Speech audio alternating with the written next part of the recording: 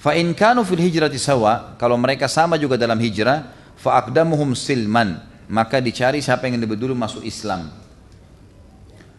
Kemudian dalam hadis riwayat Muslim kata Nabi SAW, la ya ummanna maaf. Fa idza hadara as-shalah falyu'adzin lakum ahadukum thumma liyu'ammim akbarukum. Kalau seandainya azan sudah masuk waktunya, maka seseorang azan lalu salah seorang menjadi imam yang paling besar atau tua di antara kalian. Kata ulama, kesimpulannya adalah untuk menjadi imam syarat pertama harus orang yang paling benar bacaan tajwidnya, hafalannya paling banyak, suaranya paling bagus.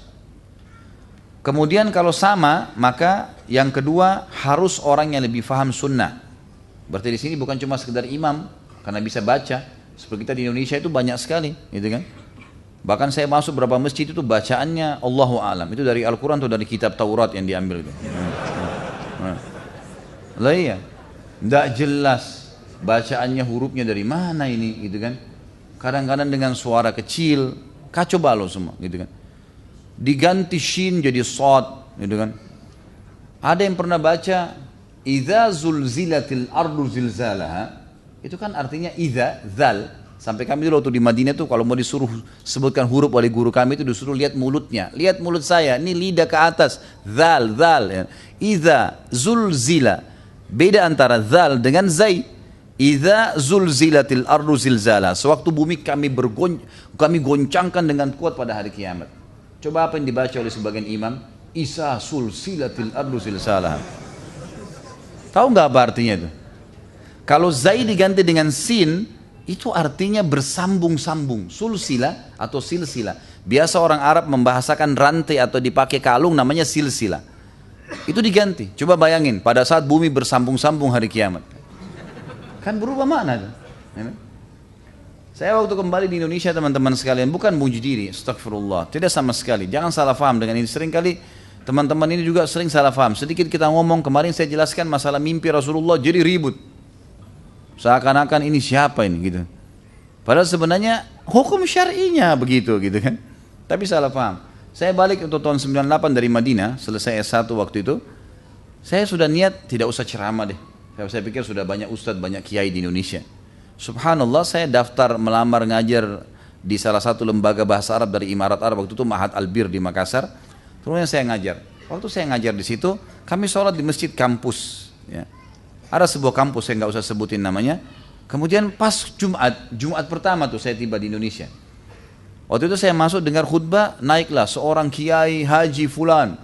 Kiai haji ini dan titelnya nggak tahu berapa banyak sudah, gitu kan. Begitu khutbah, subhanallah, ayat ini dibaca salah, hadis ini disampaikan palsu. Gitu kan. Suaranya kecil, matanya lihat buku, gitu. Coba. Bagaimana ini? Saya lihat orang di sana tidur, orang di sini tidur, gitu kan. Yang di belakang lagi ngobrol, ada yang ketuk-ketuk celengan supaya cepat selesai. Yang terjadi, saya datang ke pengurus masjid, Pak, bisa nggak saya, kalau misalnya ada khatibnya gaib, ini nomor telepon saya tinggal dekat sini kok, kebetulan dekat rumah orang tua saya tinggal jalan kaki. Baiklah, subhanallah dengan hikmah Allah Jumat depan khatibnya nggak bisa hadir. Lalu saya khutbah, saya sampaikan tentang fadilah Al-Quran.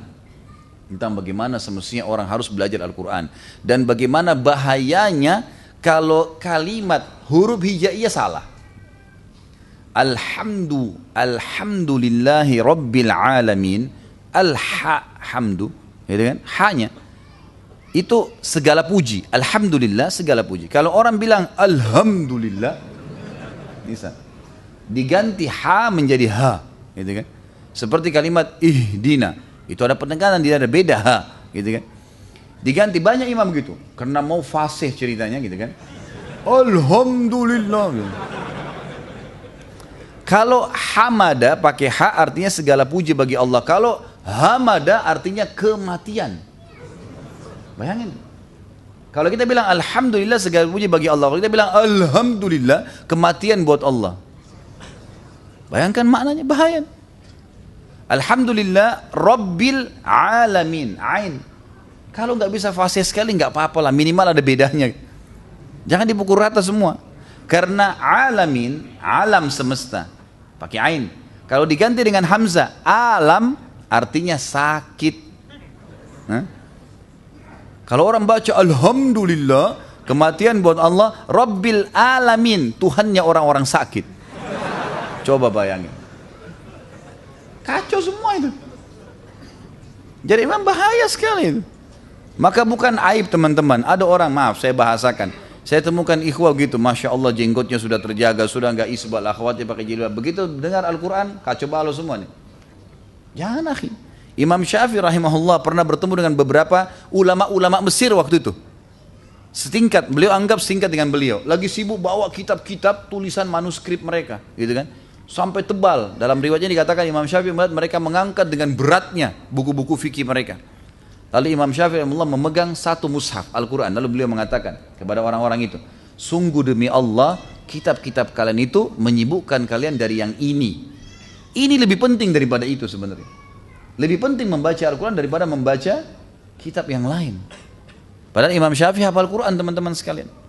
Waktu saya jelaskan Utsman bin Affan radhiyallahu anhu, Utsman bin Affan punya Quran yang beliau susun gitu kan dengan kulit, dari kulit unta. Dibaca oleh Utsman radhiyallahu anhu. Padahal hafal Quran. Utsman bin Affan dalam riwayat yang saya pernah sebutkan, di antara riwayat yang masyhur, beliau bisa mengkhatam Al-Quran dalam salat witirnya. Bagaimana Allahu a'lam, Allah kasih taufik, sudah biasa dibaca jadi begitu. Tapi Utsman juga ditemukan pada saat meninggal, Quran yang dia pakai itu kulit unta yang keras, sudah sampai sobek karena seringnya diulang-ulangi. Tetap dibaca, sudah hafal Quran tetap baca. Apalagi orang yang belum baca, belum hafal sama sekali. Gitu kan? Harusnya ini harus diposisikan Al-Quran pada tempatnya teman-teman sekalian.